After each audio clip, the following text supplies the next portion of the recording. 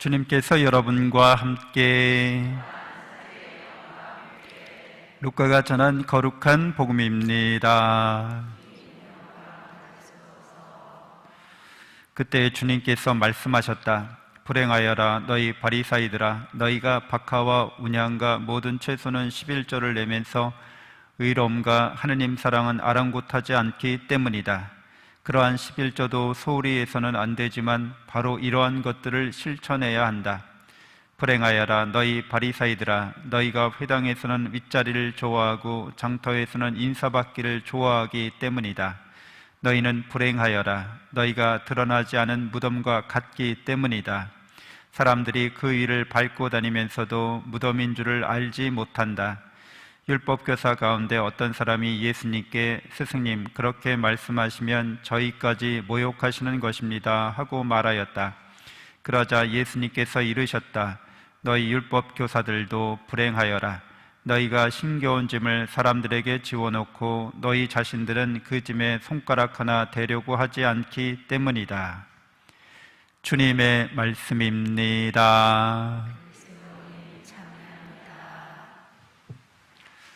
천미예수님, 하나님의 복동이 고맙습니다. 고맙습니다. 네, 오늘 복음서에서 11조에 관련해서 예수님이 말씀하시는데요. 바리사이들은 철저하게 11조를 봉헌했습니다. 모든 수입의 10분의 1입니다. 그러니까 아주 철두철미한 거죠. 열심하다고 할 수 있습니다. 근데 예수님으로부터 칭찬 듣기는커녕 비판을 받습니다. 이렇게 철저히 11조를 봉헌하면서도 사랑을 잘 실천하지 않는 거죠. 하느님 사랑, 이웃 사랑에 대해서 예수님 보실 때는 많이 모자란 겁니다.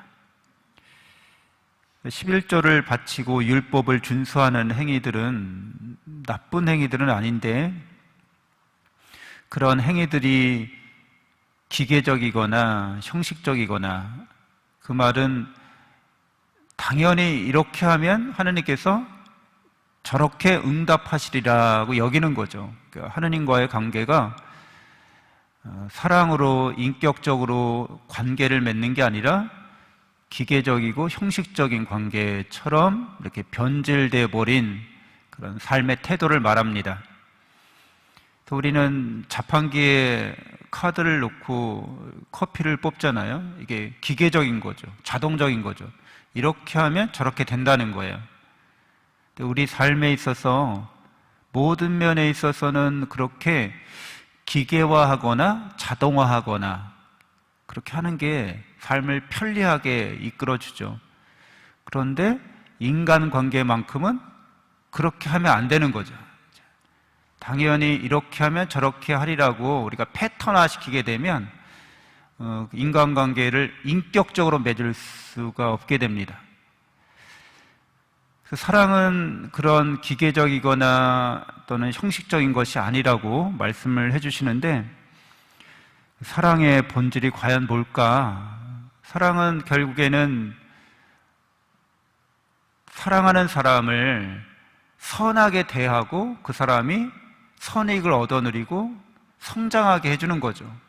하느님께서도 우리를 사랑하시기 때문에 우리를 선하게 대해주시고 은총으로 우리를 충만케 하시고, 가장 선한 것, 가장 은혜로운 것은 우리 피조물이 하느님처럼 되는 거죠.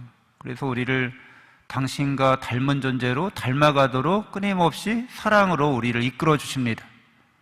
우리가 이 세상을 살면서 육체를 입고 있어서, 육체를 입고 있는 이상은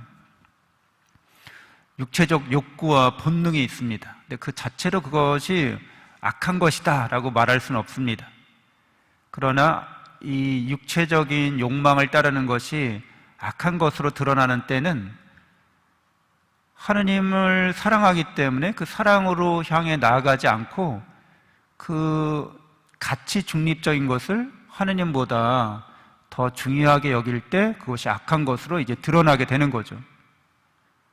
그러니까 사랑을 하는 것은 아까 얘기한 것처럼 선하게 대해주는 거죠. 그리고 성장하게 해주는 거죠. 성숙하게 해주는 겁니다. 하나님을 닮아가도록. 근데 이 세상에서 가치 중립적인, 우리가 먹고 입고 자고 일상생활 하는 것들은 좋은 것도 아니고 나쁜 것도 아니에요. 그냥 가치 중립적인 거라고 그래요. 근데 하느님을 사랑하는 것보다 그걸 더 중요하게 여기면 그게 악으로 드러난다는 겁니다. 그래서 오늘 제1독서에서 바오로 사도는 갈라티아인들에게 육의 행실은 자명합니다 라고 말하고 성령에 따라 살자고 이야기합니다.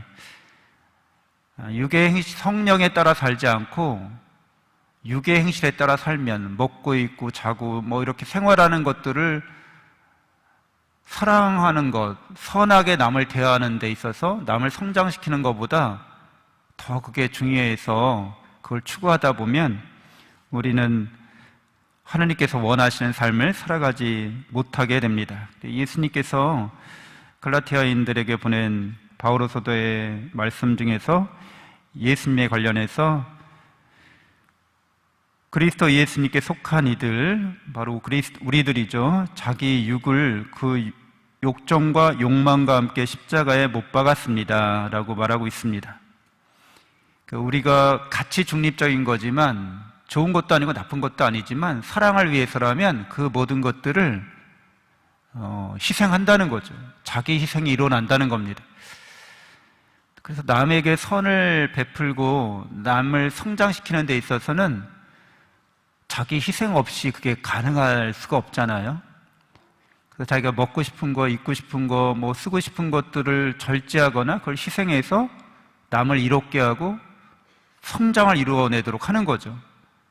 그래서 십자가에 못 박지 않고는 그 사랑의 본질이 결국에는 사랑의 실천이 자기 희생을 늘 전제합니다. 자기를 희생하지 않고 사랑한다고 말하는 것은 거짓말인 거죠.